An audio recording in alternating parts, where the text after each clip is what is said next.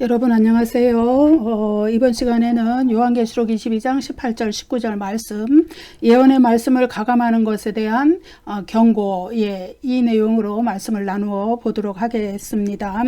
22장 18절 19절 말씀 읽어보겠습니다.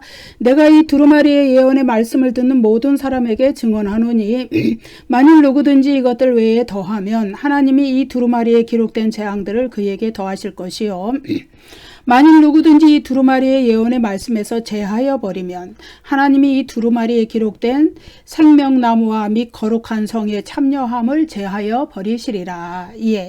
계시록 22장 18절 19절에서 요한계시록에 기록된 예언의 말씀에 더하는 행위, 그리고 그 말씀에서 제하여 버리는 행위, 이것을 엄중히 경고합니다. 여기에서 내가 증언하노니, 이 말씀은 요한계시록에서 예언적 선포들을 시작하거나 끝맺기 위해서 몇 차례 사용된 맹세 문구 중에 하나이죠. 사도 요한의 선지자적 사명을 나타내는 그런 문구라고 할 수 있습니다. 요한의 선지자적 사명은요, 자신이 받은 예언적 계시들, 환상들의 내용들을 정확하게 증언하는 것입니다. 그래서 계시록 1장 3절에서 요한은 하나님의 말씀과 예수 그리스도의 증거 곧 자기가 본 것을 다 증언하였느니라, 이렇게 말하죠.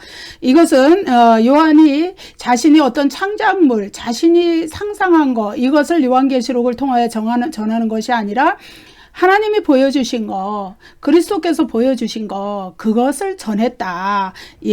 메신저로서 그것을 전했다는 것을 이렇게 자신의 사명을 나타내 주는 그런 말씀이죠.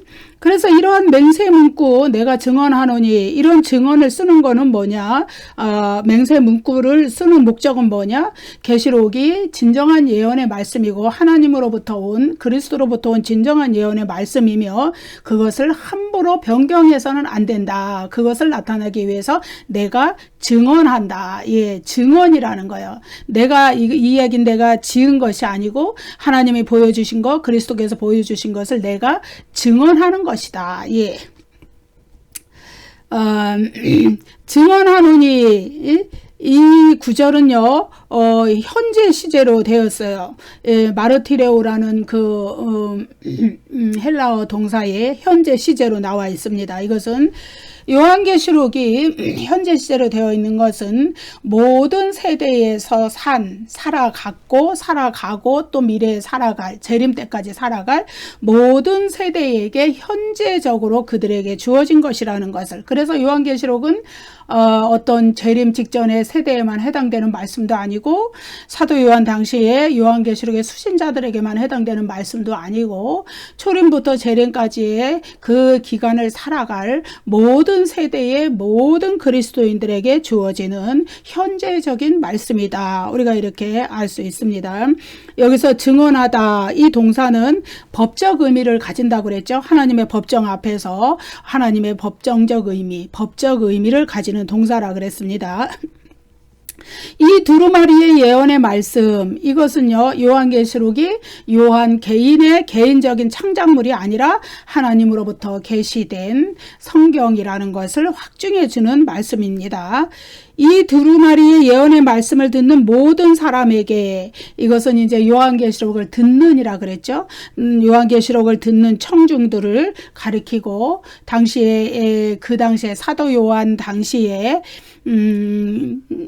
낭독했죠. 성경을, 요한계시록이 청중 앞에서 낭독되었던 성경이라는 것을 말해 주는 것입니다. 당시엔 구술 문화였어요.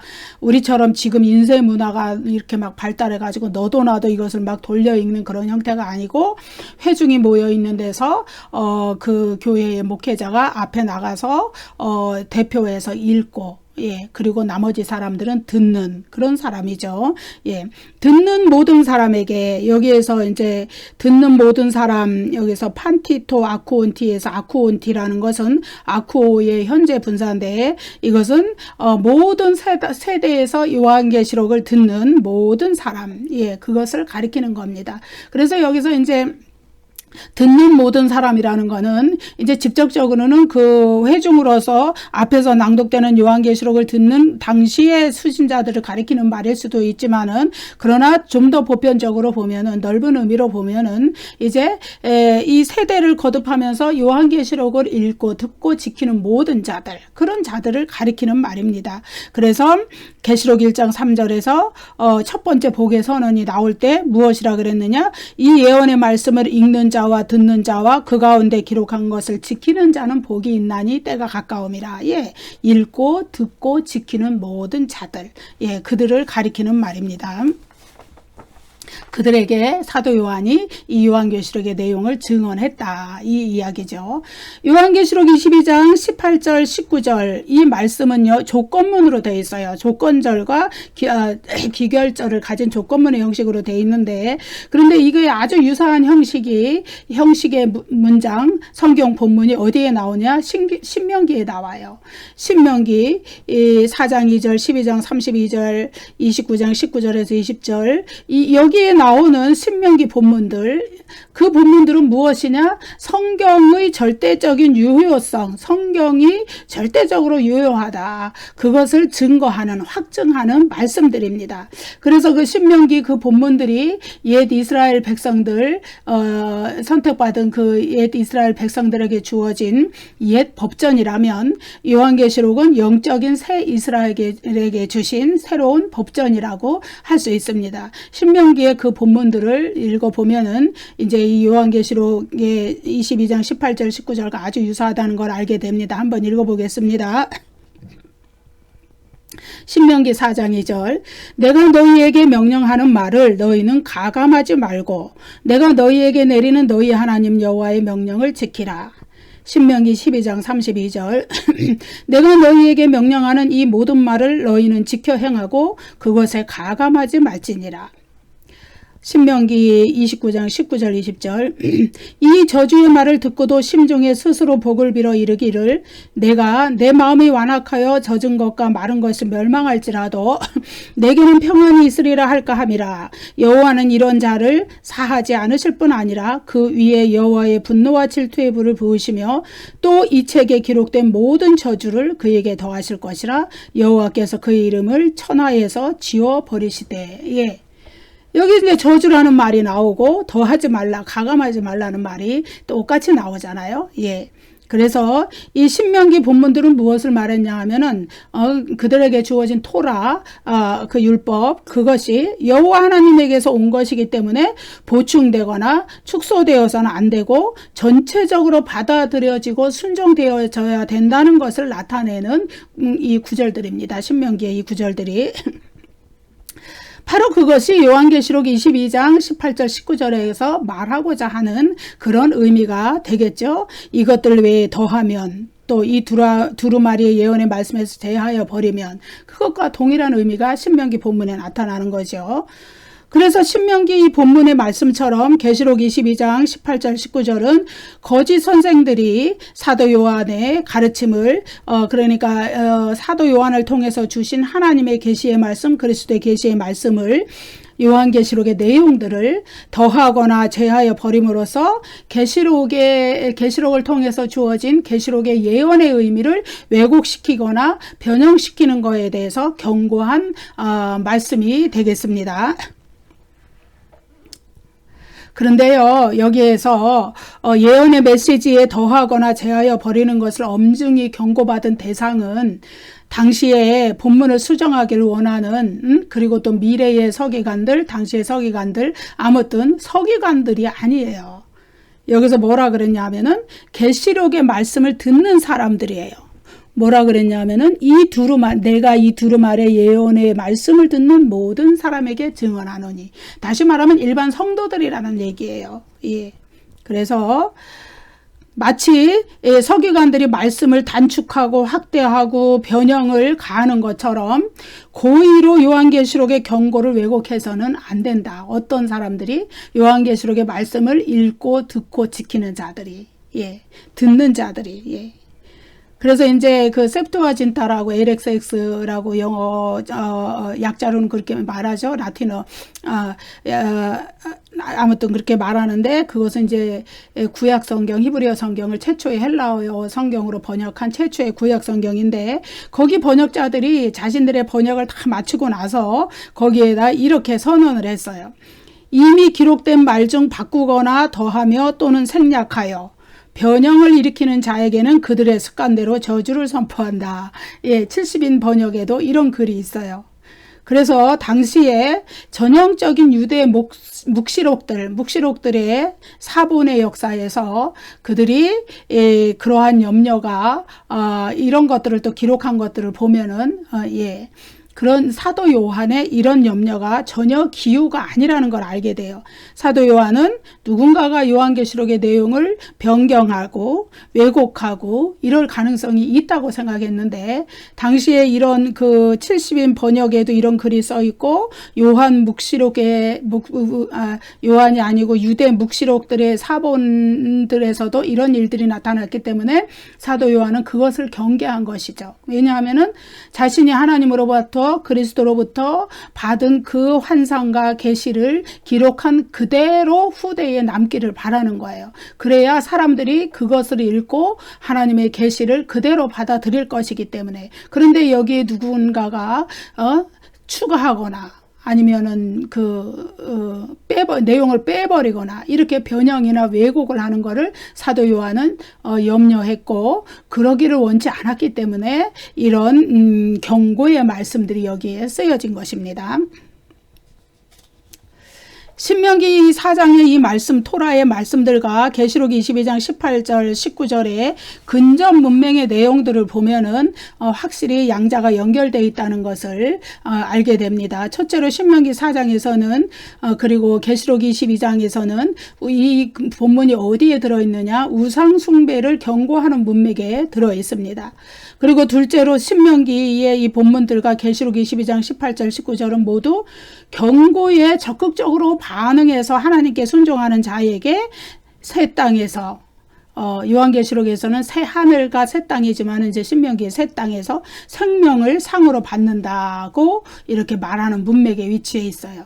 그리고 신명기의 이 본문들과 계시록의 이 본문들이 위치한 문맥은 모두 신실하지 못한 자들에 대한 처벌을 이야기하는데, 그것을 재앙이라는 단어를 사용해서 처벌을 한다. 그래서 신명기 22장 22절 그 땅의 재앙, 계시록 22장 18절 이 두루마리에 기록된 재앙들. 그래서 신명기의 이 본문들과 요한계시록 22장 18절 19절은 매우 유사한 형태를 띤, 그러니까 하나님의 말씀을 가감하고 하면 안 된다는 경고를 담고 있는 것이죠. 계시록 22장 18절 19절에는 이 두 구절은 두 개의 조건문으로 되어 있습니다.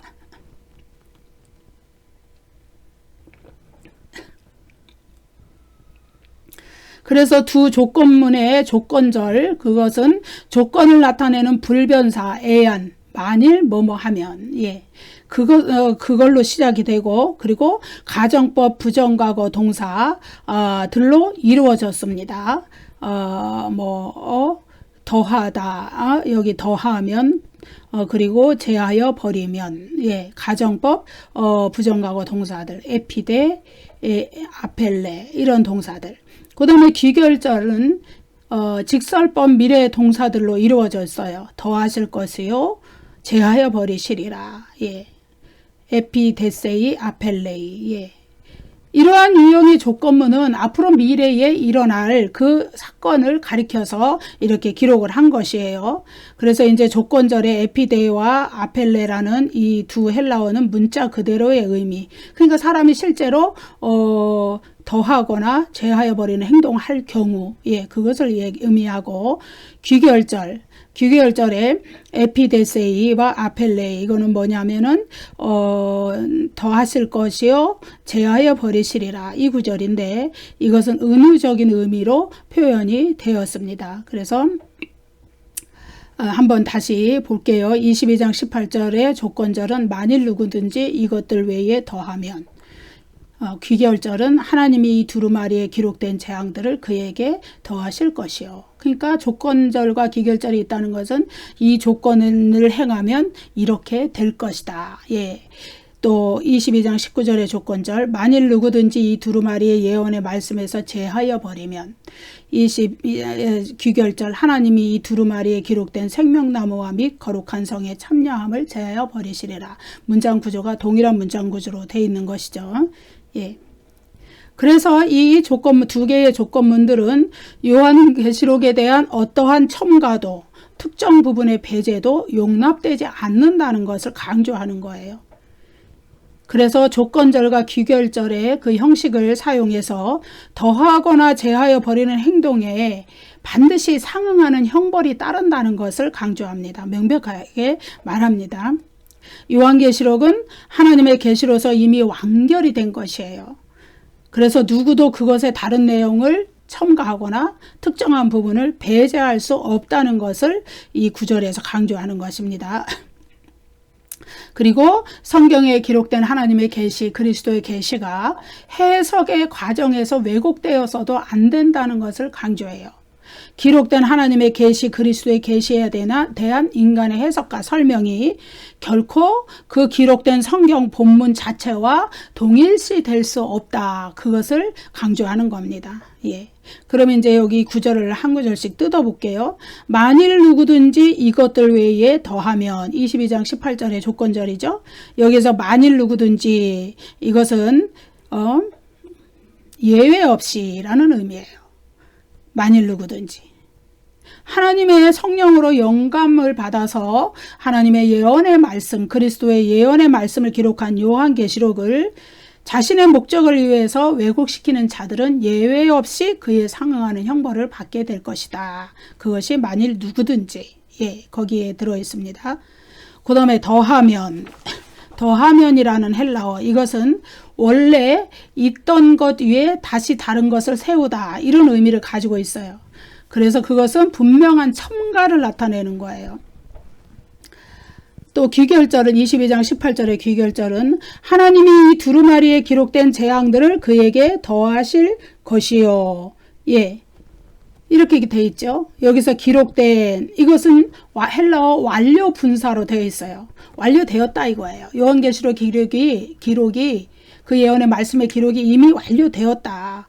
그러니까 이미 완료된 기록이 완료된 이 요한계시록이라는 성경 위에 어떤 것도 추가하면 안 된다. 아주 강력한 그런 강조점이 있는 것입니다. 여기에서 이제 이 두루마리에 기록된 재앙들, 이것은 이제 요한계시록에 기록된 재앙들을 가리키죠. 그것은 이제 7재앙 시리즈로 대표될 수도 있고, 그거 내포하고 있고, 구원받은 자의 대열에 합류하지 못하는 그 예루살렘 성 밖에 불못에 떨어진 자들, 그것은 가장 큰 재앙이죠. 그 재앙. 그리고 새 예루살렘 성 밖에 있는 불못에 던져지는 재앙. 또 역사적 종말의 최후의 심판뿐만 아니라 그 이전에 역사가 진행되는 동안에도 모든 불신자들, 배교자들이 당하는 그 영적인, 육적인 고통, 환난, 이런 것들도 다 포함이 되는 것이죠. 그런데 이 책에 기록된 모든 저주를 그에게 더하실 것이라, 신명기 29장 이 말씀과 평행을 이루는 구절인데, 여기에 이 두루마리에 기록된 재앙들을 그에게 더하신다는 것은 지금 읽어드렸던 이 모든 재앙들과 동일한 재앙을 받게 된다는 거예요. 어떤 행동이? 더하는 행동이. 예. 기록이 완결된 이 요한계시록에 무언가를 추가적으로 더해서 기록하는 행동을 한다면 요한계시록에 기록된 이런 재앙들을 똑같이 받을 수 있다. 예, 굉장한 저주의 말씀인 것이죠.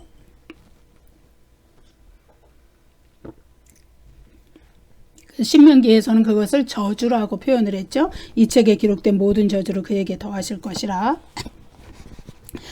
그래서 이제 더하는 거에 대해서, 이미 기록이 완결된 요한계시록에 더하는, 플러스 하는 거에 대해서 얘기를 했다면 22장 19절은 이제 삭제하는 거에 대해서, 배제시키는 거에 대해서 이야기를 합니다. 완결된 요한계시록에서 어떤 내용도 삭제되어서는, 배제되어서는 안 된다. 예. 만일 누구든지 이 두루마리의 예언의 말씀에서 제하여 버리면, 이 구절은 조건절입니다. 22장 19절에 예언의 말씀에서 제하여 버리는 행동을 한다면 그 다음에 기결절은 어떻게 되느냐? 하나님이 이 두루마리에서 기록된 생명나무와 및 거룩한 성에 참여함을 제하여 버리시리라. 삭제하는 이 두루마리에 기록된 요한계시록의 내용을 빼버리는 그런 행동을 한다면 이렇게 생명나무와 거룩한 성에 참여함을 제하여 버린다. 예, 이거는 뭐냐면 구원에서 제외된다 의미예요. 예.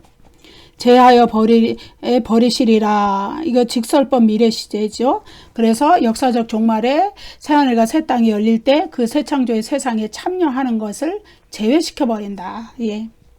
그래서 영원한 세계에서 하나님과 이제 부활의 몸을 가지고 영혼과 몸이 온전히 결합된 상태에서 누릴 수 있는 그 영생 복락의 모든 것을 빼앗겨 버린다.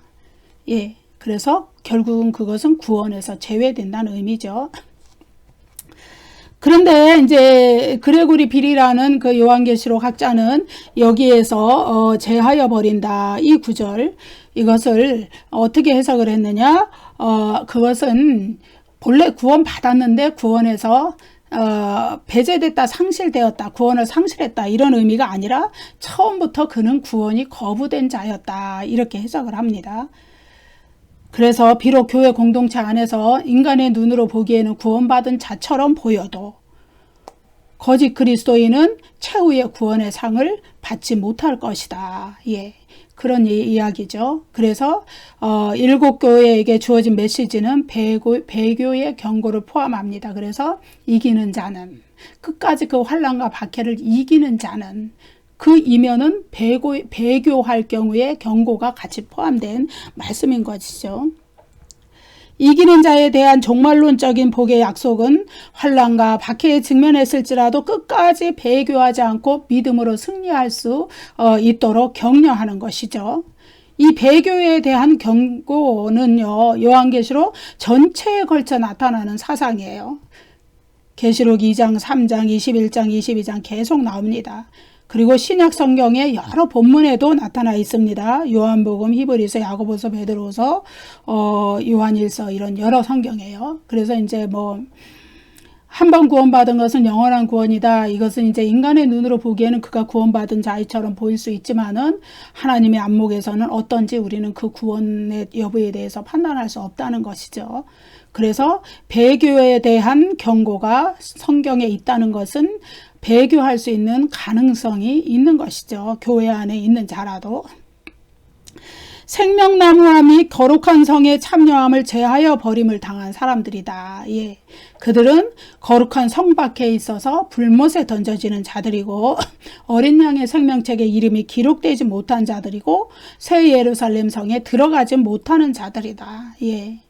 그래서 이제 여기서 배교한다는 것은 인간의 눈으로 보기엔 구원받은 자인데, 근데 그 구원의 여부는 하나님께서 판단하신다 그랬죠. 인간의 눈으로는 알 수가 없는 거예요. 그런데 그런 자들은, 배교한 자들은 이런 자들이다. 그들이 거룩한 성에 참여하지 못한다는 것은 개들과 점술가들과 음행하는 자들과 살인하는 자들과 우상숭배자들과 거짓말을 좋아하며 재현내는 자들과 동일한 범죄를 저지른 자들로 취급을 당한다는 거예요. 어떤 자들이요? 요한계시록에 기록된 내용들을 빼버리는 자들, 특정 부분을 제외시키는 자들. 무섭죠? 요한계시록의 예언의 말씀을 그대로 받아들이고 믿으라는 거죠. 예.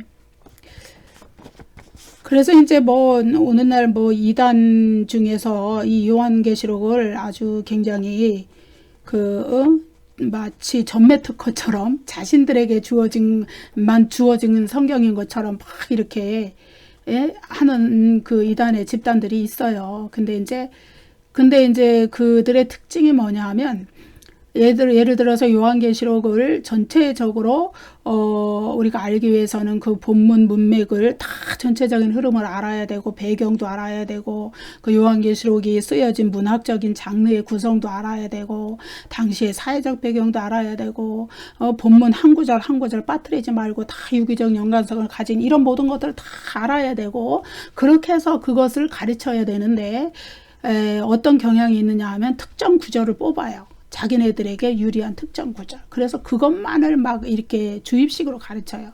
그것이 이제 이단들이 요한계시록을 그거는 이용하는 거예요. 하나님의 말씀을 하나님의 말씀으로서 받아서 그것을 읽고 듣고 지키는 자, 순종하는 자가 되어야 하는데 요한계시록을 자기네들의 이단 사상에 이용하는 그런 일이 벌어진다 이거예요. 예. 그래서 그런 자에게 여기에 이제 이런 말씀들이 해당이 되겠죠. 예. 그래서 요한계시록에 기록된 예언의 말씀에서 어떤 부분이라도 삭제하는 자, 그들은 구원의 반열에 있는 구원받지 못한 자의 반열에 있는 자들이에요. 그래서 요한계시록 예언의 말씀을 제하여 버리는 자에게 주어지는, 그러니까 요한계시록에서 특정 구절만 뽑아서 가르치면 안 되는 거예요.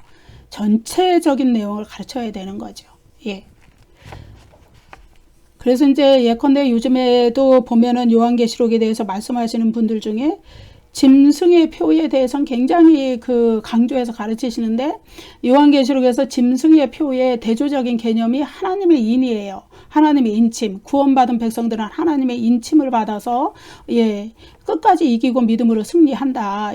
그건데 하나님이 끝까지 그를 영적으로 보호하시고 비록 물리적인 환난 가운데서 그것을 감당할지라도 그들의 영혼을 하나님께서 지키시고 보호하셔서 끝까지 구원하신다는 그 하나님의 인, 이거에 대한 강조는 많이 없어요. 그것이 이제 조금 안타까운 거죠. 그래서 우리는 요한계시록을 특정 부분만 빼서 공부하면 안 되고 전반적으로 다 공부해야 된다는 거예요. 그래서 구절구절에서 나오는 그 은혜의 말씀들을 우리가 다 이렇게 묵상하고 하나님의 말씀을 하나님이 주신 계시로서 다 받아들일 때 이렇게 한쪽으로 치우치지 않고 균형된 그런 그 말씀의 감각을 가지고 하나님의 말씀을 온전히 수용하고 받아들이는 그런 순종의 자세가 우리에게 있을 줄로 믿습니다. 아무튼 이 계시록 22장 18절 19절 말씀은 이제 굉장히 우리에게 그런 이제 의미를 부여하는 것이죠. 계시록 22장 18절 19절에서 계시록의 예언의 말씀에 더하거나 그 말씀에서 제하여 버리는 행위의 결과는 동일해요. 그것은 한마디로 구원받지 못한다, 그 의미예요. 그래서 이러한 저주가 임하는 것, 구원받지 못하는 저주, 그것은 가장 큰 저주죠. 계시록이 성령의 영감을 받아서 완결된 책이기 때문에, 성령의 영감을 받아서 기록된 책이기 때문에 여기에 인간의 필체로 인간의 생각으로 무엇을 더하거나 인간의 생각으로 여기에서 무엇을 빼는 것, 이것은 다 저주의 대상이 되는 것이고 구원받지 못한 자에 속하게 되는 것이다, 이 말씀을 하고 있습니다. 여러분, 이제 제가 요한계시록 처음 1강 강의를 할 때 말씀드린 것이 요한계시록은 긴 호흡을 가지고 공부해야 한다. 그래서 이제 인내가 필요하다, 그 말씀을 드렸는데요. 1강에서 그 말씀을 드렸던 걸로 제가 기억을 하는데, 저도 사실 이 강의를 하는데 이렇게 1년이 넘는 긴 기간이 걸렸습니다. 근데 이제 드디어 우리가 다음 시간에 종착역에 도착할 시간이 되었습니다. 그래서 그동안 인내심으로 저의 강의를 따라와 주신 여러분께 너무 감사하고, 우리가 다음 시간에 마지막 말씀을 나누어 보도록 하겠습니다. 감사합니다. 여러분, 구독과 좋아요를 많이 눌러주세요.